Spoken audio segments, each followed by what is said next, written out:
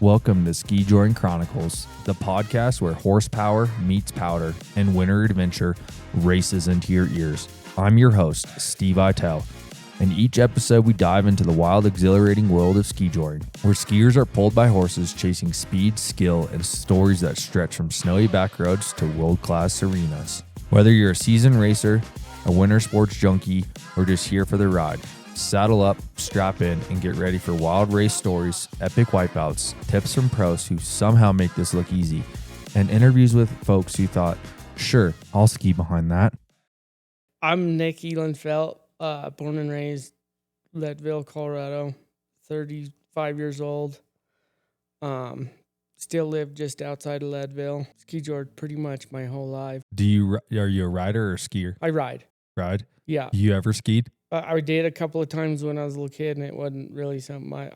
A ski hit a jump one time, the last time I did it, and I hit face first in the snow, and that was enough for me. And I was always kind of just, since I was a little kid, cowboying, or being a cowboy is all, what little kid doesn't want that, right? Yeah. So how'd you get into skijoring? It was kind of something that was just there when we were growing up. Our whole family did it. It kind of goes way back with just Leadville. In Leadville, you had boom days and skijoring. And growing up, once we were old enough kind of to be in with the horses, we had them and just went at it. Probably 5 years old, probably I was. Cody could probably tell you a better age because he was a little older, so he could probably give you accurate dates, but somewhere in the 90s. So like your whole family, for as far as I know, is like kind of one of the original skijor families that are still competing. Yeah, so me and Cody would be third generation Leadville, and but like my grandpa probably had a hand in it back in the day. And then your family kind of is all involved in helping with the Leadville race too, right? Yeah, right. I couldn't tell you an exact year, but George and his wife, George and Connie Sebastian, forever did Leadville. Probably they're damn near their whole lives too. That would be my uncle.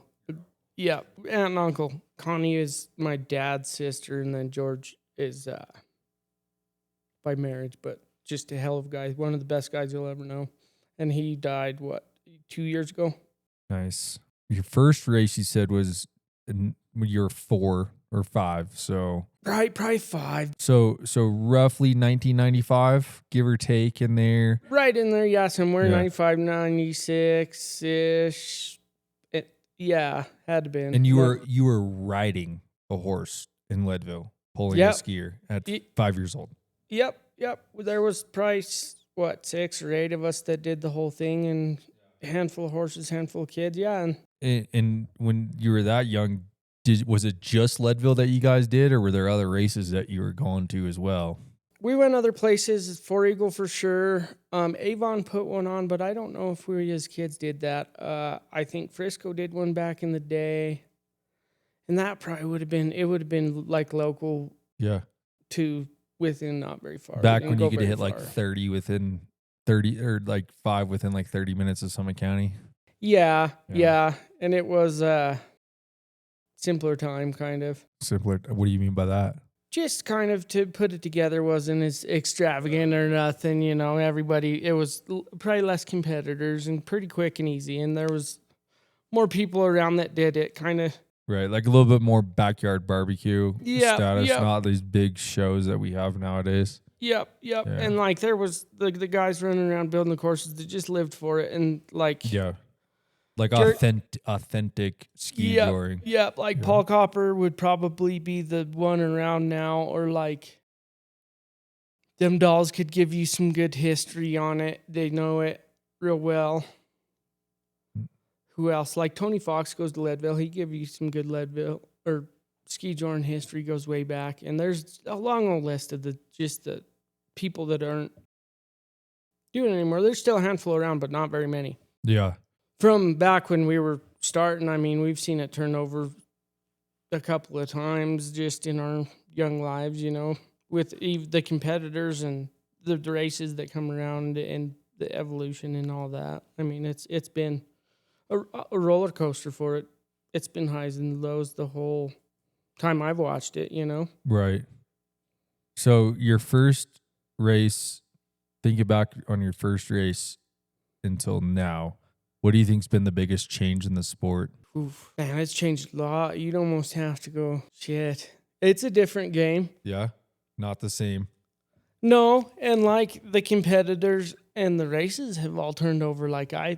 That last time I went away and it came back to a whole new set of competitors. Like, no, everybody I ran around with is gone. Right. Will James that came and did Grand Lake with us this year is about the only one that came from way back that I've seen lately. Amanda Sanders and them been around a long time. But for a lot of years, I didn't do a lot of races. I just did a couple. There's guys out there that were doing all of them all the time for lots of years.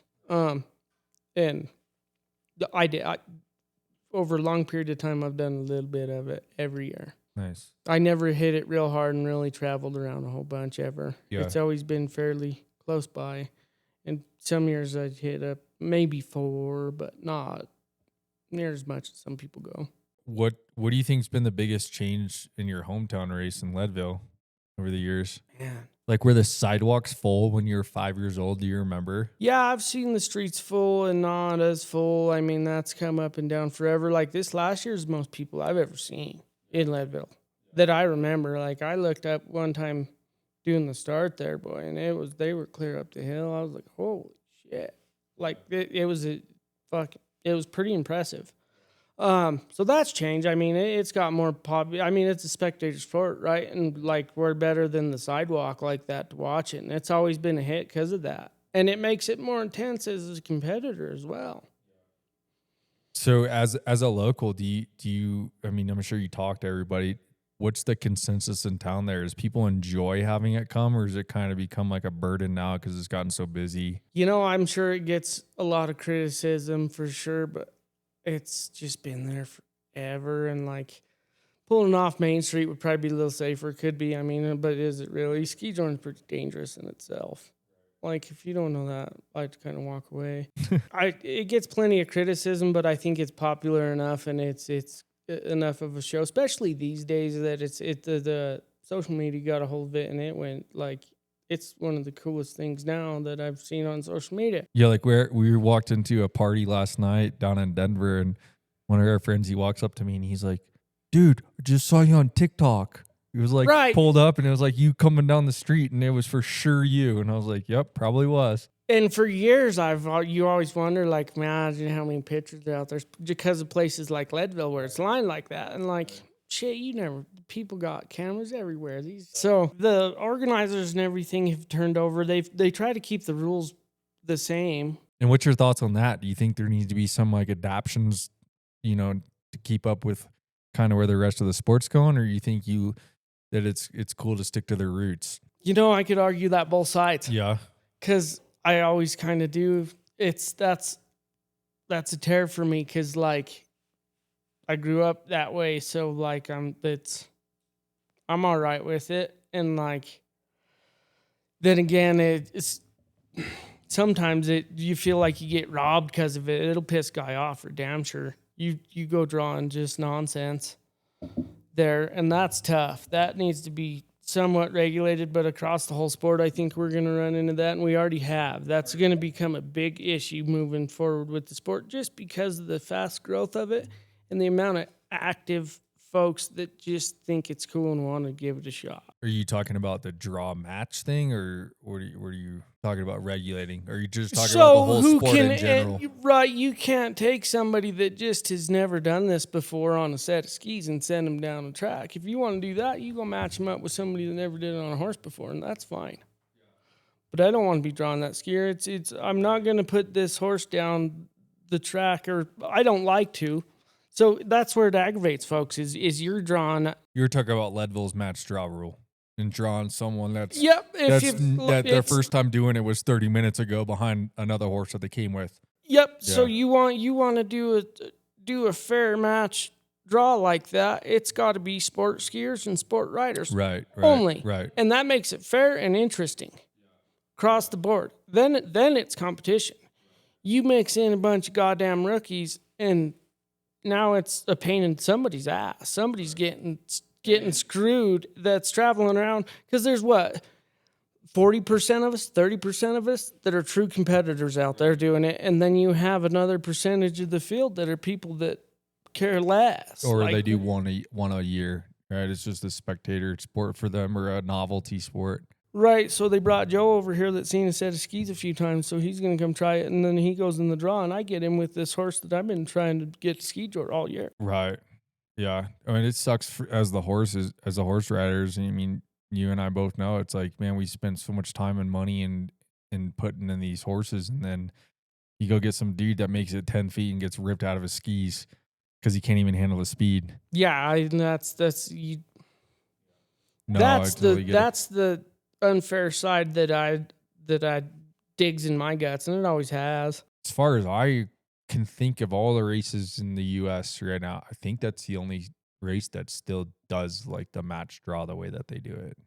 I like the match draw as long as you got like in the open. That makes that shit pretty interesting. Yeah, but you have a sport and it's sports gear, sport riders only. And you match draw it, that's interesting. I'm all in for that. That's competition. But not mix it up all the way around and get some. Nope, not just throw a bunch of everything out of the bag into one hat and draw it. No, that's not great. Well, and even like the sport, as you know, like even the difference level in the sport is category is even insane. Like it's got to be a D. I like the D system. Yeah, your top like 10 skiers in sport versus your top 10 or versus your bottom 10 skiers in sport. I mean, that skill set's insanely different. It's a wide field, yeah, sure is. And that's always why I've tried to, you go run 2 in there and you'll be somewhere. Yeah, and then the other thing about the match draw is like bring it out from behind the curtain. Like, let's see who draw it out of a hat. Yeah,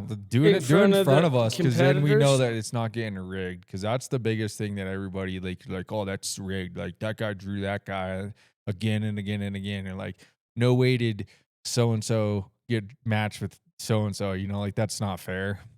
And so, and the only way to avoid that, you know, confrontation is do in front of everybody. You know, make it fair. Yeah, because there's too much money involved. It's like, dude, that's like rigging a fucking deck of cards.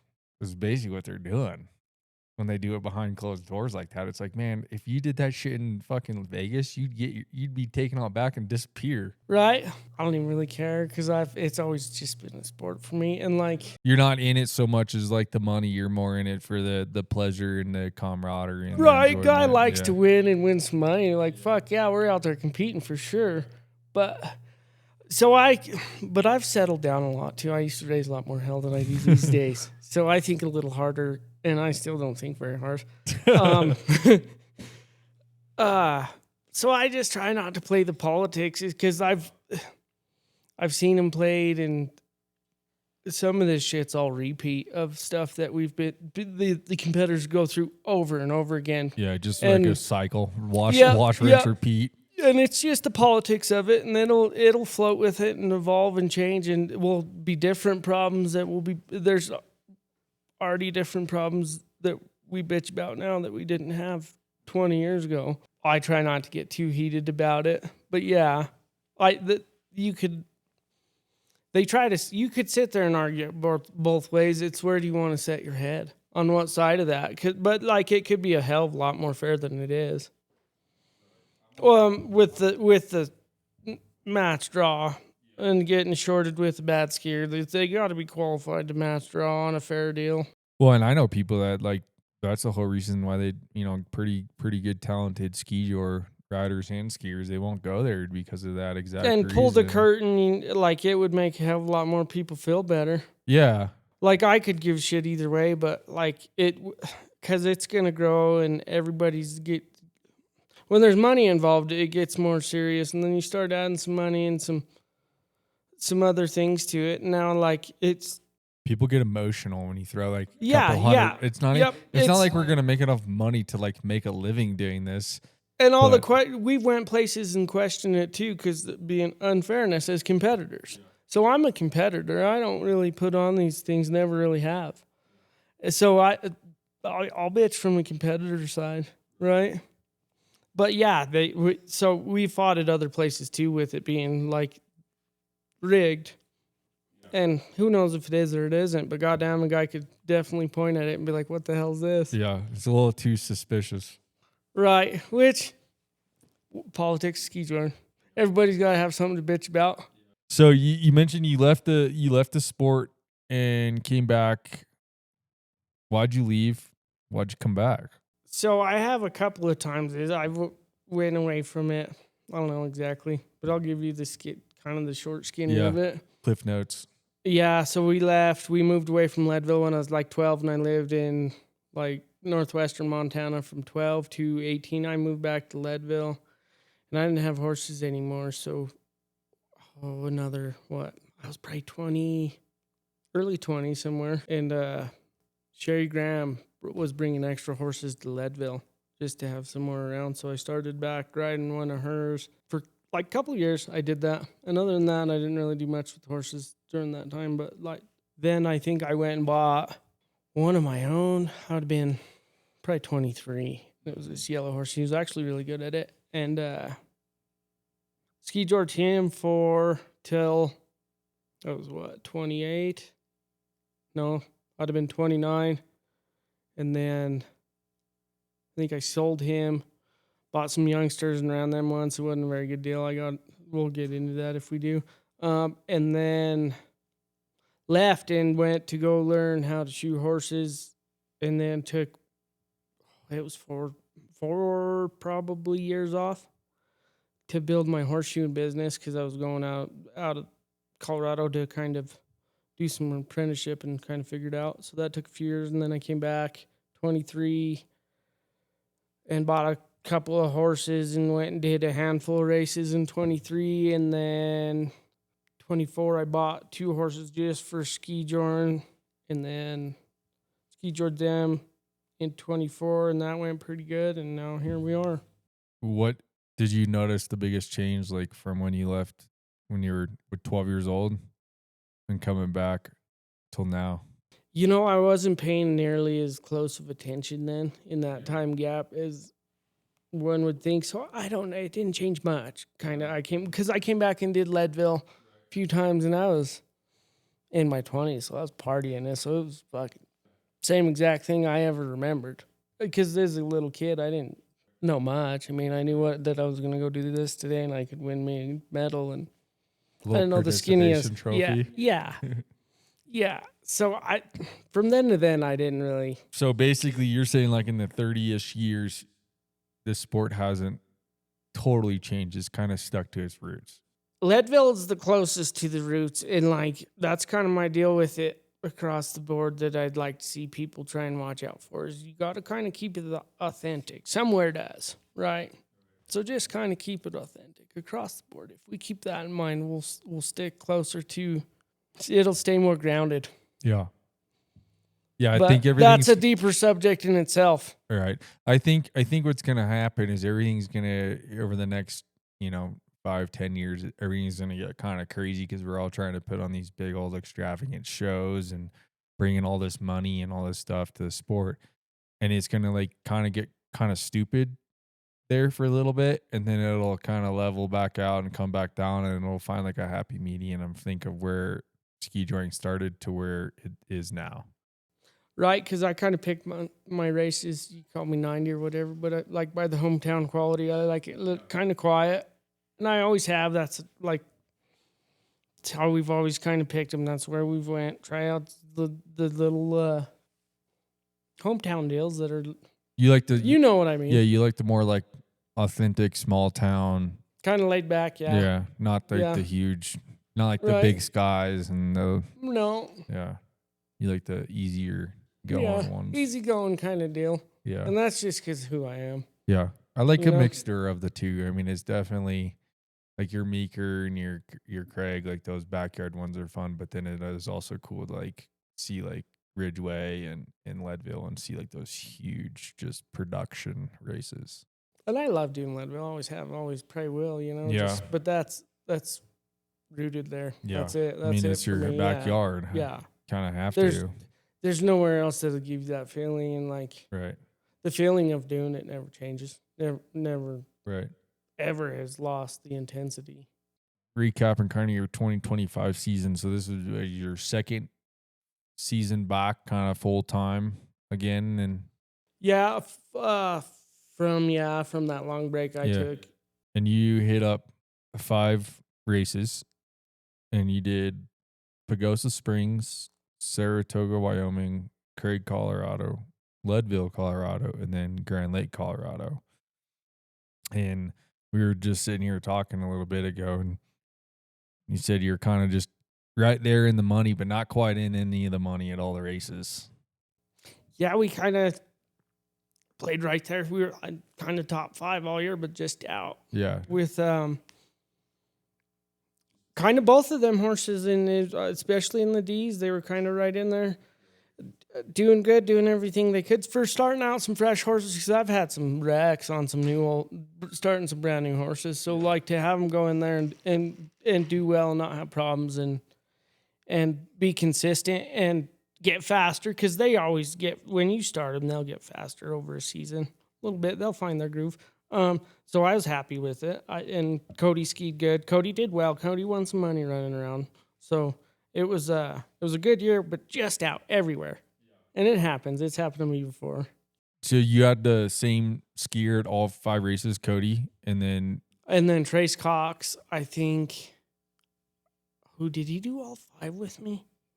No, because I let my sister ride that little Appaloosa horse in Grand Lake. But I ran 2 skiers, I think, everywhere else I went. Cody was consistently, though, your skier. Yep, Cody's the skier. Yeah. And which is also your younger brother? Older brother. He's the oldest of 5. Okay. Which the first streak I did in my 20s, I never pulled Cody because he always had him. Cody never left when we were kids, so Cody always had him a consistent horse, and I never had one consistently enough to get Cody as a skier because the loyalty deal of it. Yeah, he wouldn't even come ride. He wouldn't even come ski for you. Nope. He wasn't. You don't quit on somebody like that. Yeah. And then like by the time. And I know guys that are switching 3 times in just a fucking registration line.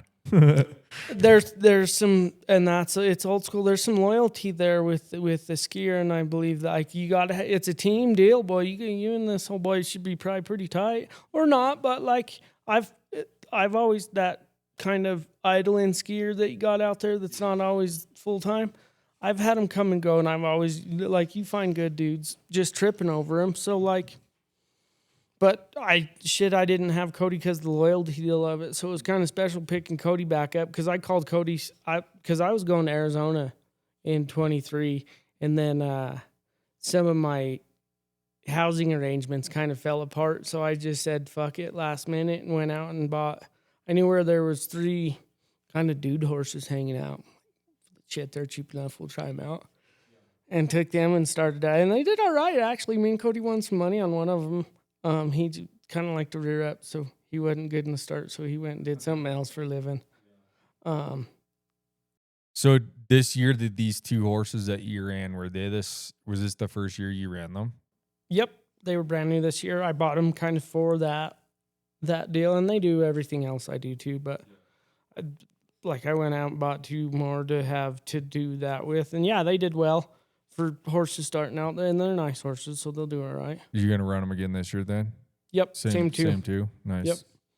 Nice. And we'll see. Hopefully we'll do better. You mentioned horseshoeing. Does that mean that's what you do for a living to pay for this expensive-ass sport that we do? That is how I afford it, yes. And what's so as a professional recommendation, you a barefoot or a shoer or shoe guy? Oh, a guy could change some shoes up for where he's going if you wanted to get deep into that. If you wanted to play it real hard. Yeah, that's kind of what I've been doing, but I want to, we're both farriers, so I just wanted to hear your opinion on it. I've done well with it. Have you run barefoot horses? Yeah, before I knew anything about as much as I do about foot now. You didn't know what you didn't know. But I don't think I pulled a bad move either. Like, I used to run Leadville barefoot. Yeah. the simple reason of if you do come off on the asphalt, barefoot's a little bit more grippy than a steel shoe. So do you run any sort of traction on your shoes?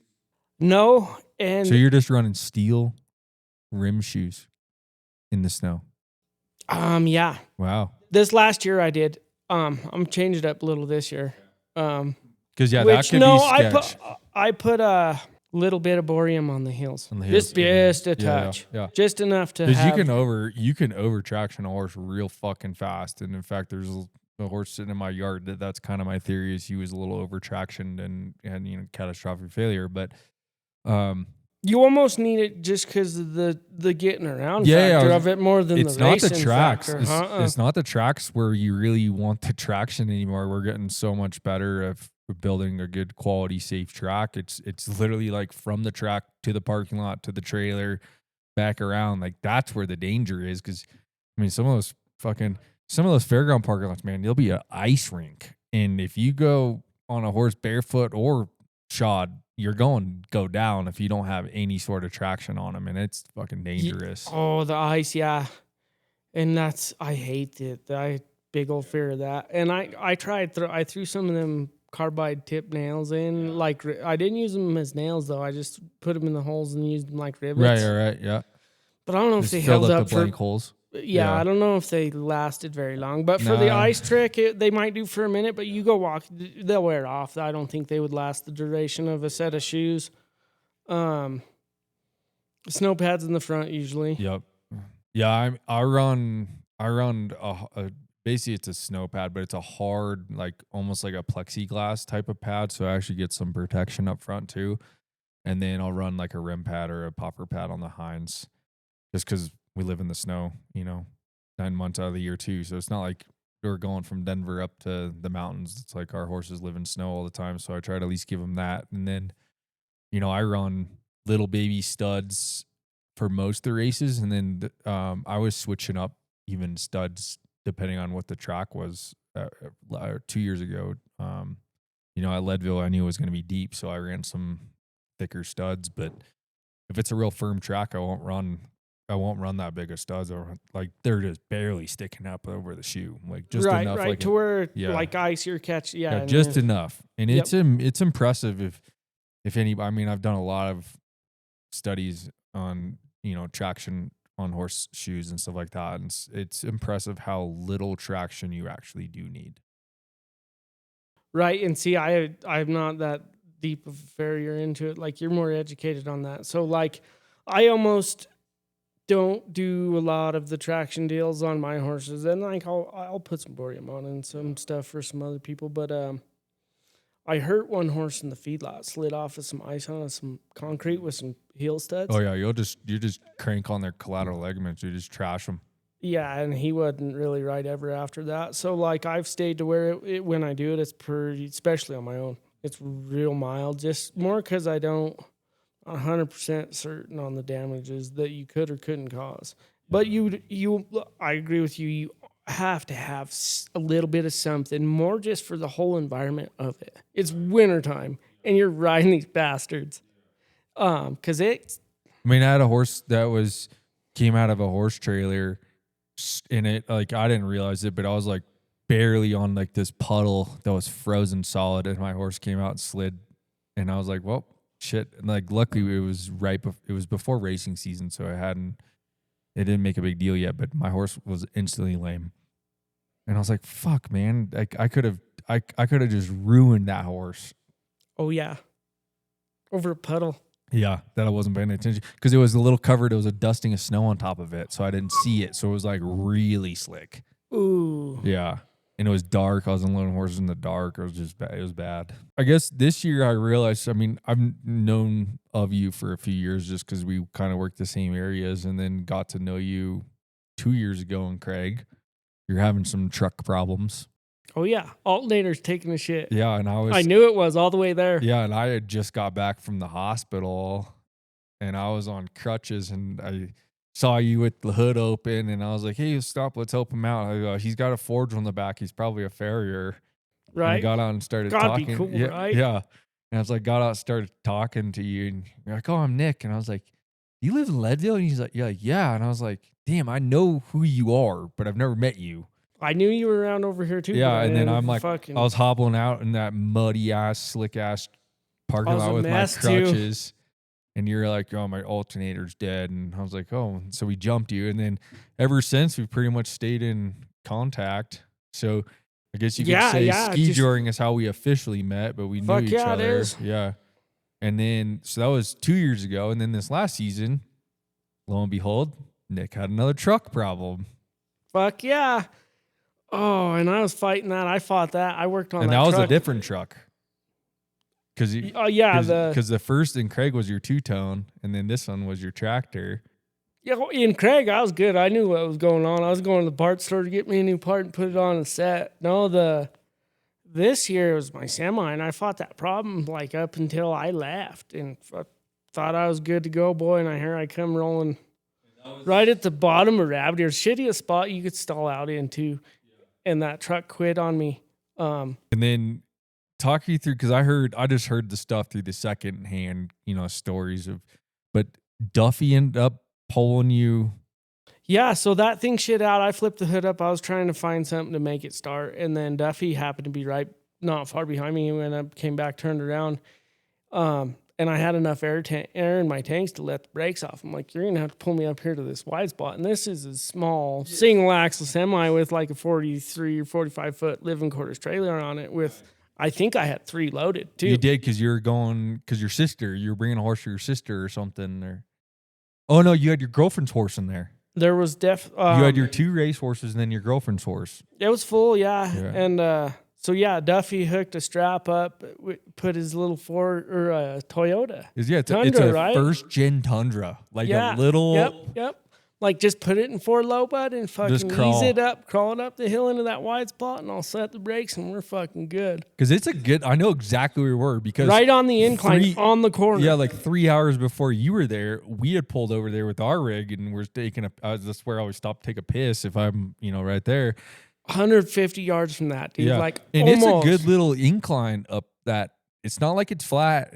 I mean, that's a good little tug. And I was like, the first thing I thought of was that space shuttle commercial. Yeah. Remember when they had the Tundra pulling the space shuttle? I was like, God damn. Because your rig's not small. Like and it's old, so it definitely ain't light. Yeah, it's not light. It's not it's small. pretty impressive. Yeah, it totally is, especially in the wintertime, because I think it was nice weather though, wasn't it? It was dry. Yeah, it wasn't bad. Dry, yeah. Well, and that's the good thing about ski joring is like when you're headed somewhere, there's somebody too coming right behind you that knows it, because AJ stopped too. Right, and AJ like, and my brother were in that truck, and go back and get my truck. Yeah, because he was like, I'll figure it out. I might be all right, and then because I didn't know what I was doing yet. Yeah, because he was like in AJ's house, like an hour away from there probably. And then, so base of Rabbit Ears to Saratoga, I think it was like 2 hours. It's like 2 hours from there, right? Something like, or a little less, that, maybe. Yeah. But it's, And so that all happened, and we were just pulled into the parking lot there in Saratoga, and we were kind of like the first, few horses that had pulled up. And it was me, my wife, and we had Josh King with us, and then there and Raymer was there, Richard Raymer, the guy that put Saratoga on. And I saw him for the first time, and you could tell he was just he looked hectic. He's like, oh fuck, the water's frozen, because we went from like this really, really warm spell to like that just, teens overnight. And he's like, the fucking water's frozen, can't get any water. He's like, it was working yesterday. He had like his heat blanket on it and all this shit. And then so then we ended up like going and finding where the well was and popped the well head off. Long story short, we're sitting there filling water buckets up for the horses out of this little hole in the ground. Like you had to climb down in it to get to the well. And there's this chick right there. I mean, my wife and her were talking. I was running buckets back and forth, and she's like, oh fuck, my brother just broke down. I got to go get him. And I was like, oh, where do you break down at? She's like, base of Rabbit Ears. I'm like, oh fuck, that's like 2 hours away. That's gonna be a 4-hour round trip deal. And she's like, yeah, but the problem is he's got the semi he's pulling at this trailer with, and I can't pull him. So I don't know what we're going to do. And I was like, well, that's when I was like, well, who's your brother? And she was like, Nick. And I was like, Nick, like, Nick from Leadville? And she's like, yeah. And I was like, oh shit. Well, here, just take my truck. I know Nick really well.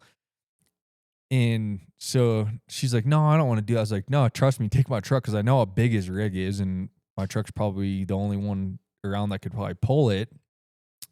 So I gave her the keys to my truck, and it was a brand new truck at the time. Like I had it for not even a month yet. And she's like, I'm not taking that. And I was like, no, just take it. It's no big deal. I was like, if you wreck it, it's insured. Nobody's gonna cry. So you're coming back, and you stopped and picked my wife and kid up in town, and then you brought them to the fairground, and my wife had given you improper directions or failed to give you a turn. Yeah. I think. Anyways, long story short, you ended up driving, and I'll let you finish it from there because you ended up backed it off the road just a touch. I knew it was close. If I'd got out and I told myself, you need to get out and check and make sure that goddamn coupler didn't slide. Yeah, because your trailer was set lower for your semi than as bed low of a as truck. as low as it could go, and it's an old trailer, so it already doesn't fit those new trucks right. Right. And I was worried because those new trucks, those beds are so fucking tall now. So worried about it the whole time, and I knew I should have checked. I know better, dumb bastard. And just turning around, and I just slightly backed it off the road, just a touch, boy, and I just heard it honk. I'm like, oh, I just got that goddamn bed. Oh, and damn. So wrecked this guy's brand new dually pickup. Yeah, and you drove 2 hours and it was totally fine. Yep, it was perfect. Right pulling in the fairgrounds, and then you did it. And I was like, yep. And I knew I should have checked if that thing slid, and it did too. Just 2 inches. The 2 inches that crunched it, that thing slid down. Because I let it out as far as I could, boy, and didn't tighten them set nuts enough. Because I trimmed it so there's no pin. Right. So it's just sitting on the bottom of it, basically. And so all you had was a set screw that was basically holding it up. Yep. Yeah. And it held, but it slid 3 inches before it dug in and again. So whoops. That was straight up my fault. Yeah. Man. Shit happens. You broke my brand new truck. But once again, Saratoga, there's a lot. I've met so many good people Skijor. Yeah. Well, that's 90% of it is usually mostly even 95, maybe 5%. No, and it's my truck bed got damaged and it's still sitting out there like that because I've been wanting to flatbed it, and I was going to flatbed it anyways. But it's whatever, you made it safe. Let's have fun. At least we're Skijor. I'm fuck yeah, bud. Let's fucking. And then you had to then you sat up there after the race was over and had to go fix your semi on the side of the road too, right? Yeah, that was a long adventure for this old boy. So I rode back to Silverthorne with my brother and met a mobile mechanic there. What was that, Monday? Yeah, Monday. Met him there, rode back up to my semi. We worked on it until 1:30. We got it to run right. So I went back down to Kremling to that fuel station there to make sure it was running right and going to do all right. And then I went back up to Saratoga.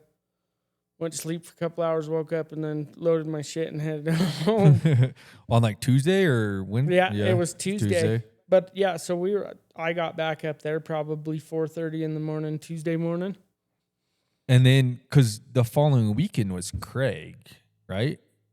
Yeah, I think we went back to back. Yeah, so you got back and then turned around and went right back up north. And the whole reason you were going to Saratoga, and correct me if I'm wrong, but you guys basically do a family reunion kind of race there, your sister, brother, mom. My brother hasn't made it down there yet, but Cody though. Oh yeah.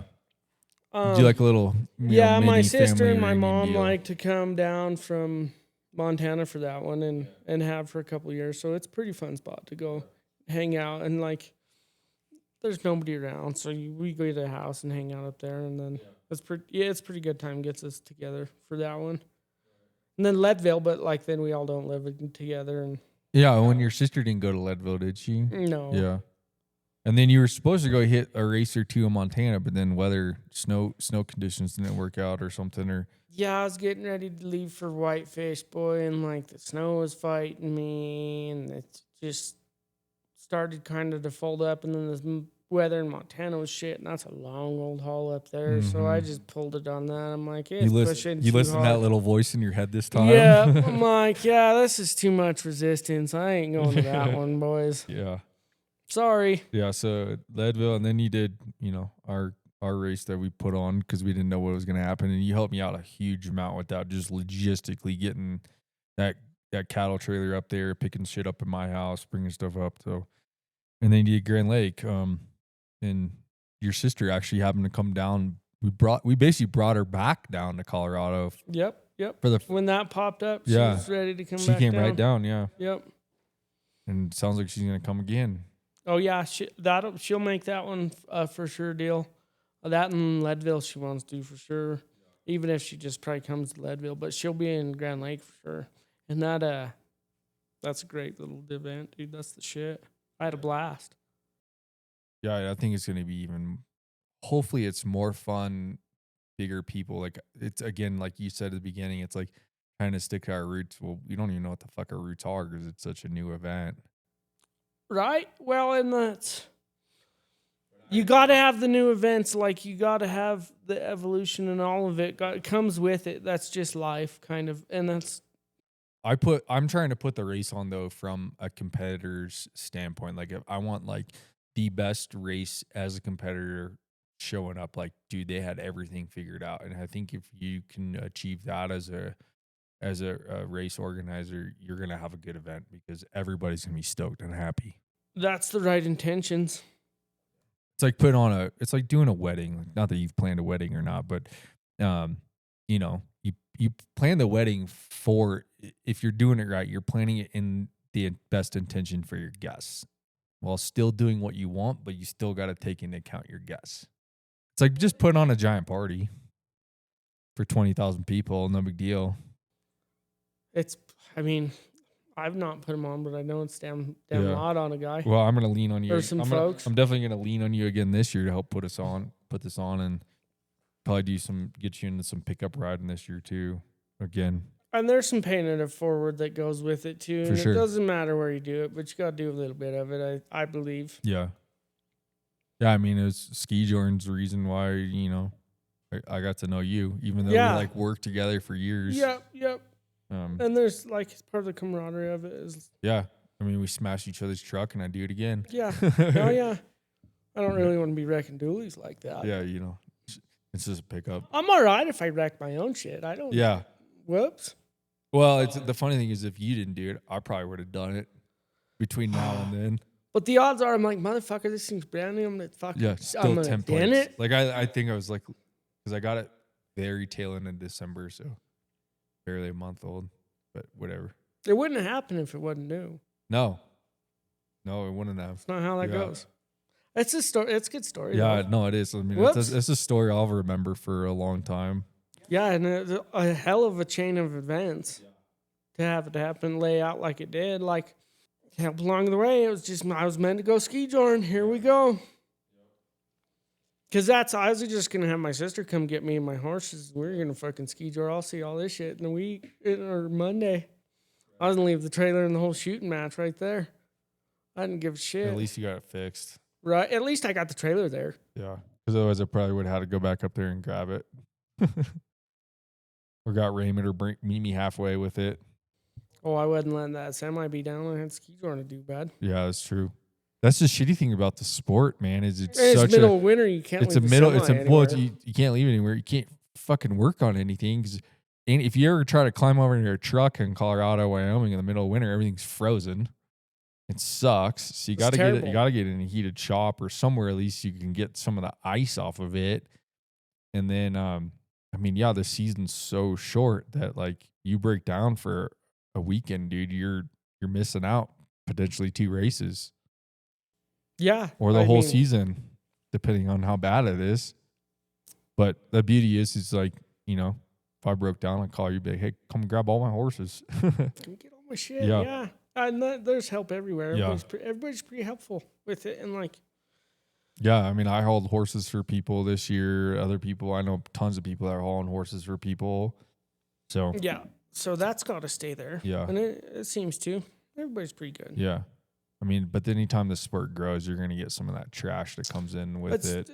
It's everywhere. Like you can't have good without bad. Recapping your season for this last year, 2025, what do you think was like your highlight of the season? I don't know. I have a lot of fun Skijor, man. It's a bad addiction for this guy. Always has been. Yeah, you say, like, is it the track? Is it after the races? Is it getting to the races? Like what gives you like that high? As soon as I'm rolling, it's on. Yeah. And like you live for it. Oh yeah. Yeah. Like there's nothing else. There never, ever, ever has been. No. In my whole life. Rodeoing's not the same. I've been pretty extreme my whole life. I'm a dumb kind of bastard, yeah. Boy. I tried to kill myself a few different ways and having some fun. And like the rush, it just the whole atmosphere of it just drives me wild. I get like the little. I get it now. Yeah, I was gonna say I get like a little bit right now just thinking about it, like the little butterflies and the adrenaline dump in your stomach. Yeah. And you almost play 2 months away. Your whole weekend, you're on that level. I mean, for us, it's like once December comes, it's fucking game on until March. It's almost like a blur. It's hard to pick moments. Yeah. No, I get that. Because there's some blur there, and I think it's because like. So what was it? Let's make it easier for you. What was your favorite race?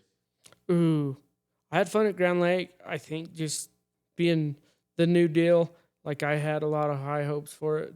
Doing a good thing, and then people loved it. Like everywhere we were kind of fading our way out Monday, and those people were just so damn happy it was there. And that's just the shit. They invite you in their little town and just love it and had a blast. The locals did, and like that's where it's at. See, and that's where I don't get that from Leadville. That's why I was curious what like the kind of the local vibe is there. It's not like when I go into the Silver Dollar Saloon and they're stoked to see us there. Leadville's not what it once was. Yeah, they go in the Silver Dollar Saloon now and they're like, fuck, it's Skijor weekend. Like it's busy. Like, oh my God. And I'm like, hey, guys only get this 2 times a year. Skijor and boom days. So the thing that's changed the most in that whole stretch of my Skijor, goddamn Leadville. Yeah. And I'll get fighting mad about it. Boy, we probably shouldn't even get into that. And that's why it's unwelcoming to the Skijor is because it's a different Leadville. It's the locals are different. Yeah. They're not. Oh, they're not locals, boy. No. They're a bunch of, and someone could come kick my ass all day. But I gave them a whole new term. Yeah, I just call them the faggots. They're like an infection, and it's fucking terrible. Yeah, no, I mean, it's come hang me for it. But like, you guys made your own goddamn definition for a word. You're so weird. Trash. Yeah, garbage. There's a lot of trash up there now. Ruin that town. It's sad deal for Leadville, true Leadville locals. You talk to anybody and they're pretty torn up. And that's the true Leadville locals, like guys that were born and raised there, that's a dying fucking breed. Few and far between. Like how many people our age do you know that are having kids that live in Leadville? We're truly the last of them when they were actually delivering babies in Leadville. Yeah. They quit that in like the late 90s. Yeah, it's all over in Summit County now or done. Yeah, or whatever, so like we're legit the last born and raised kids from there. Our whole generation from Leadville. I mean, I know some of my friends' parents that were born here in Fairplay in the hospital, which is fucking crazy. And that hospital doesn't even exist anymore. Right, yeah, because me and Cody would be 3rd generation Leadville. Yeah. Yeah, and that's crazy because you're right. I don't even know very many 2nd generation Leadville people. There's few that I know, and like a lot of them aren't there. No, like, they're like they are around, but they ain't living in Leadville anymore. There's not a whole lot of. There is some, but not. Like if I got to thinking, I could tell you a handful that are there just because I was born and raised there. But we'd have to probably go drive around and be like, "Here's fuck Bob's house," and he's got 100 kids, and they're all whatever. But it's not. The Leadville's not the same. So Skijor's going to get some resistance from that. I see that coming, and that's just the changing of the town. When I went in the Golden Barrel, right? Yeah. When I went in the Golden Barrel, and I can't even get fucking bacon.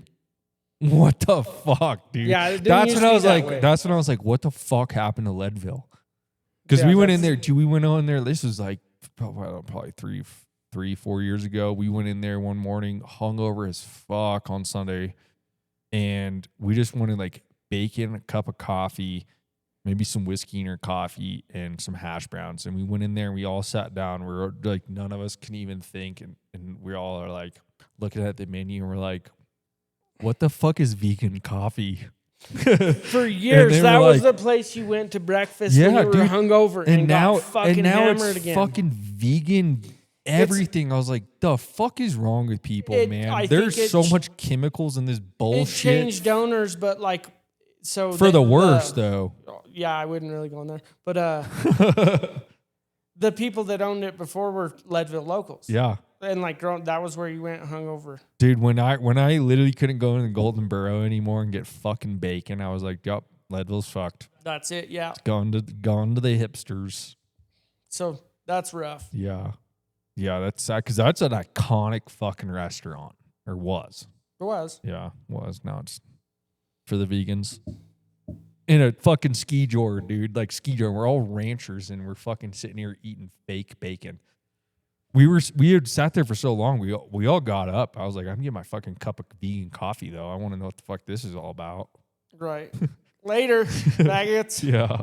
So yeah, that's Leadville. Yeah, your favorite race is Grand Lake, and then okay. So you couldn't really pinpoint out your best moment. What was your shittiest moment then? Guy's heart will drop when you fucking break down on the middle of a blind curve in a semi. With 3 on. And was Cody with you?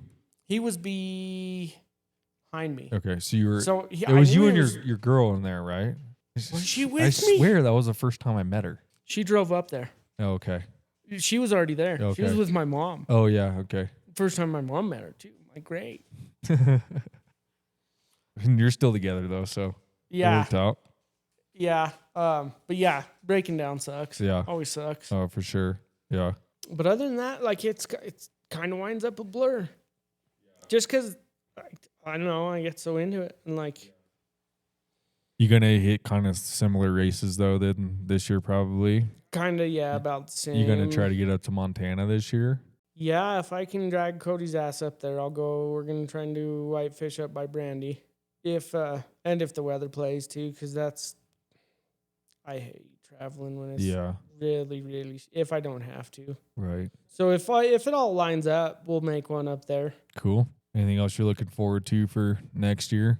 Just kind of going. It's my winter deal. Yeah. And kind of, I'm curious to see how these horses do on their second year. Yeah. As long as Cody skis like he always does, we'll be fine. I think should be. Look forward to Grand Lake. That's cool. We had a lot of fun there. I always look forward to Leadville just because that's my home. It's Leadville, man. It's the intensity of it. It's Leadville, but it ain't Leadville, as you just said. No. Yeah. But I still got to go run down the avenue. And how can you not do your hometown race? So that's always fun. See what to win. It's the adventure.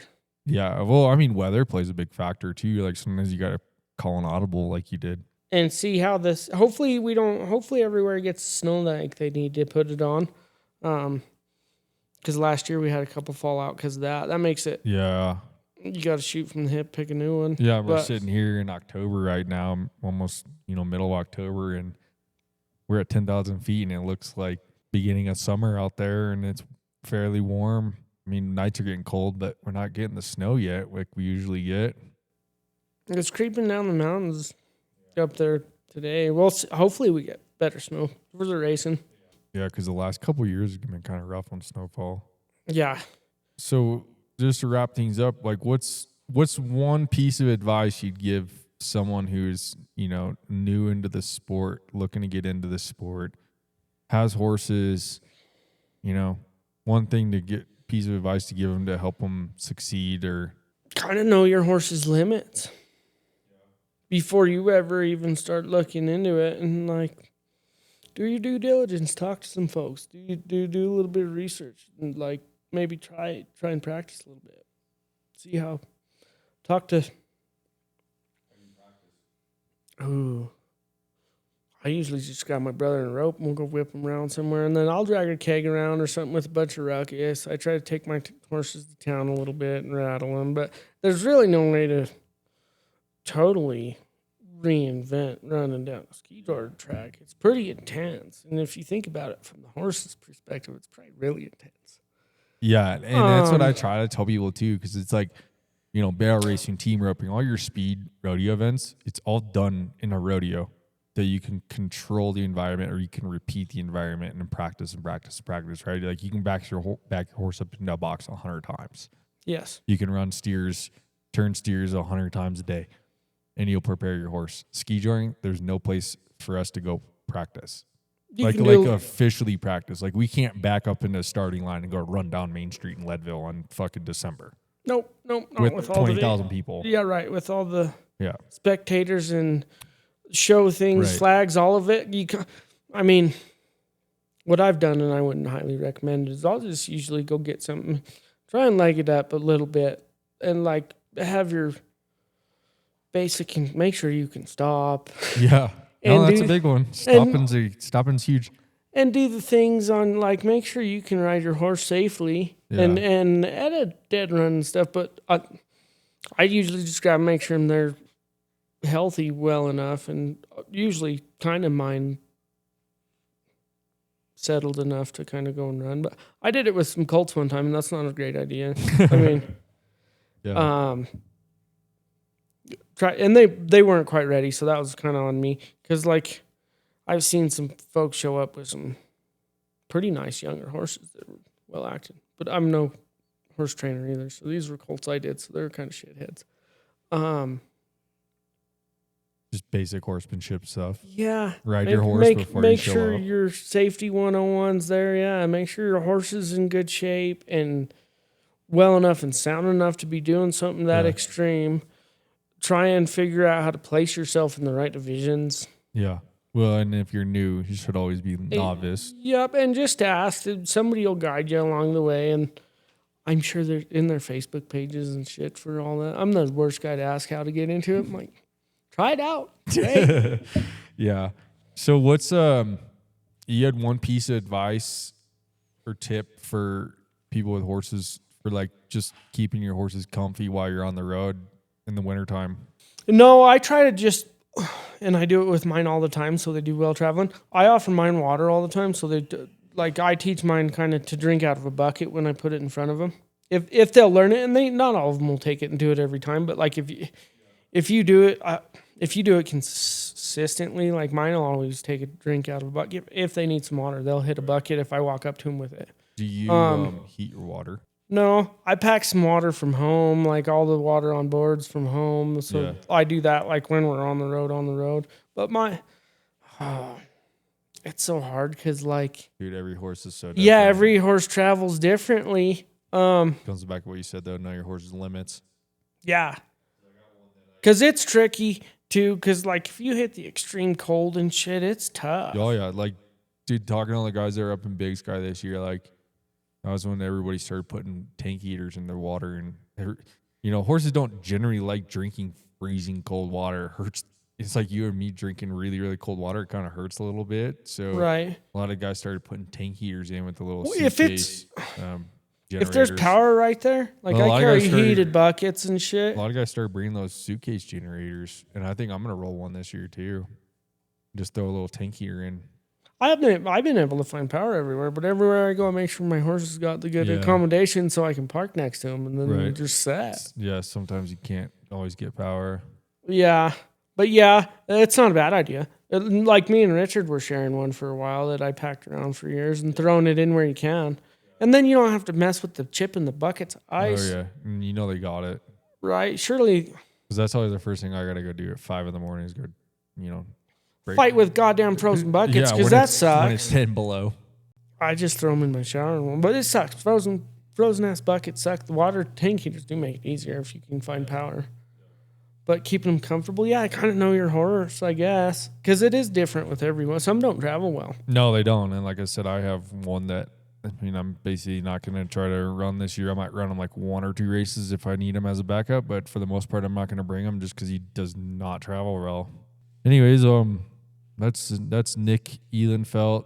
Appreciate you coming on, and we'll see you on the road. Oh, yeah. Good luck in your season. You too, buddy. All right. Later.